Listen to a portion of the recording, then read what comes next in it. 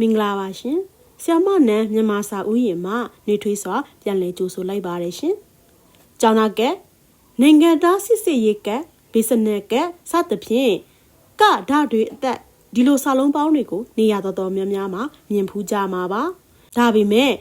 ကဓာတွေသက်ဆိုတဲ့စာလုံးဟာမြန်မာအဘိဓမ္မာတောင်မရှိဘူးဆိုတာမိတ်ဆွေယုံမလားဒါဆိုရင်ကဓာတွေကက်လို့ရေးတာမာသလားကတတ်ကဲလို့ရေးရမှာလားဒီနေ့တော့လူအများစုမှာမားသုံးနေကြတဲ့ကဓာတ်တွေကတ်နဲ့ကတတ်ကဲအကြောင်းကိုဆ iam မနန်းနဲ့အတူလေ့လာကြည့်ကြရအောင်နော်တကယ်တော့ကဓာတ်တွေသက်ဆိုတဲ့အသုံးဟာမြန်မာစာရဲ့မူရင်းအသုံးမဟုတ်ပါဘူးမြန်မာအဘိဓမ္မာလည်းကဓာတ်တွေကဲဆိုတဲ့စကားလုံးကိုမှတ်တမ်းတင်ထားခြင်းမရှိပါဘူးဒီကတ်ဆိုတာကဘေကလာတယ်လဲဆိုရင်အင်္ဂလိပ်ဘာသာစကား cut ဆိုတဲ့စကားလုံးကနေလာတာဖြစ်ပါတယ်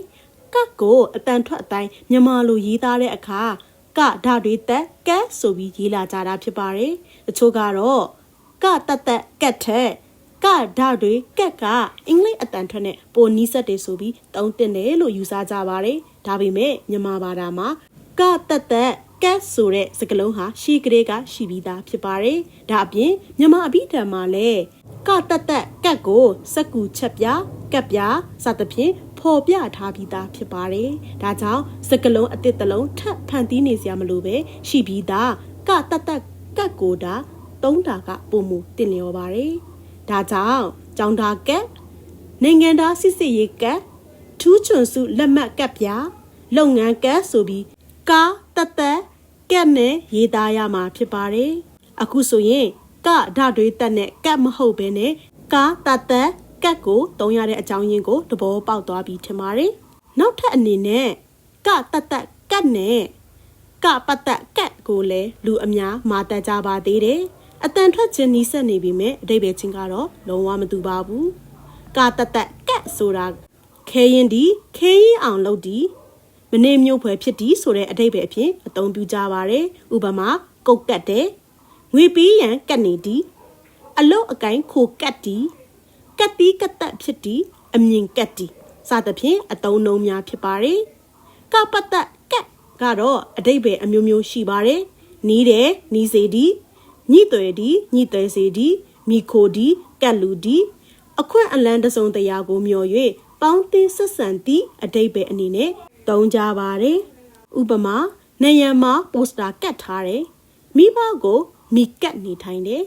ဖုန်းကြီးကျောင်းကိုစွန်းကတ်တယ်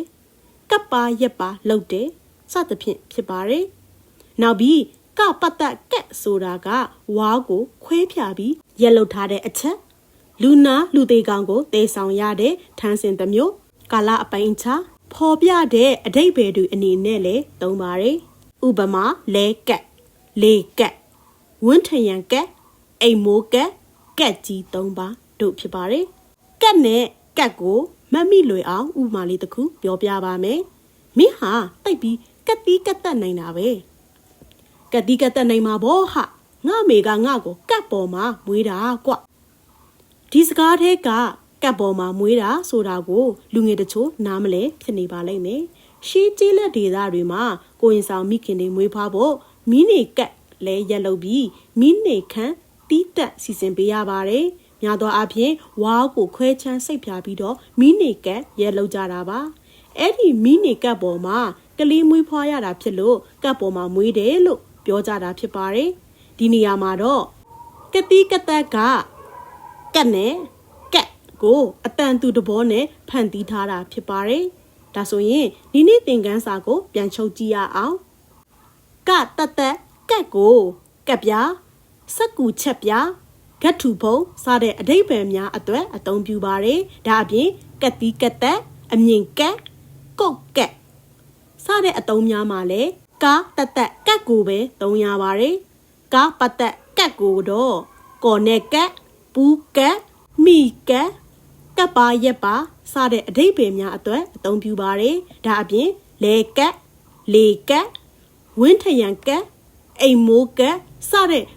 ဝါးရက်အချက်များကိုလည်းကက်လို့ခေါ်ပါတယ်ဒါကြောင့်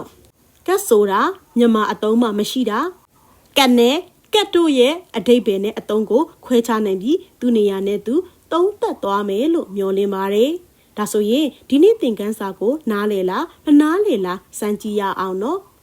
အောက်ကစကားလုံးတွေထဲကဘေဟာတွေကမှန်တယ်လဲဆိုတာကောမန့်မှာဖြေခဲ့ပေးပါဦး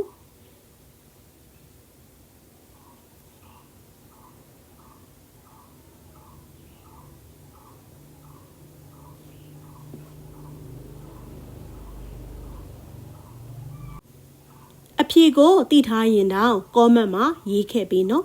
တခြားအတူတွေလည်းလေ့လာလို့ရတာပေါ့နော်ဒီဗီဒီယိုလေးကအသုံးဝင်နေဆိုရင် like လေးပေးခဲ့ပါဦးနော်တခြားအတူတွေပါမှန်ကန်စွာသုံးသပ်စေဖို့ share လေးတွေလုပ်ပေးခဲ့ကြပါဦးနော်မြန်မာစာနဲ့ပတ်သက်တဲ့ဗဟုသုတအသစ်တွေကိုမလွတ်သွားစေဖို့ဆ iam နဲ့မြန်မာစာဥယျာဉ် channel ကို subscribe လုပ်ထားဖို့လည်းမမေ့ပါနဲ့ရှင်နောက်ဗီဒီယိုမှာပြန်လည်ဆုံတွေ့ကြမယ်နော်အားလုံးပဲမင်္ဂလာရှိသောနေ့လေးဖြစ်ကြပါစေရှင်